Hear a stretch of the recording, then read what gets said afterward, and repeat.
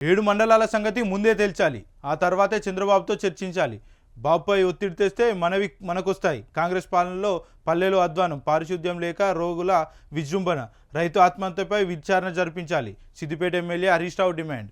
రాష్ట్ర విభజన సమయంలో ఆంధ్రప్రదేశ్తో కలిపిన 7 మండలాలపై తేల్చాకే ఏపీ సీఎం చంద్రబాబుతో రేవంత్ రెడ్డి చర్చించాలని బీఆర్ఎస్ సిద్దిపేట ఎమ్మెల్యే మాజీ మంత్రి హరీష్ రావు డిమాండ్ చేశారు.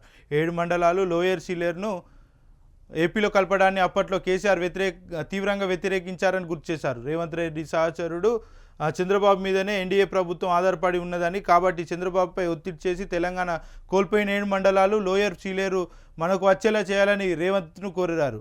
ఇక మంగళవారం తెలంగాణ భవన్లో ఏర్పాటు చేసిన మీడియా సమావేశంలో హరీష్ రావు మాట్లాడుతూ ఈ వ్యాఖ్యలు చేశారు.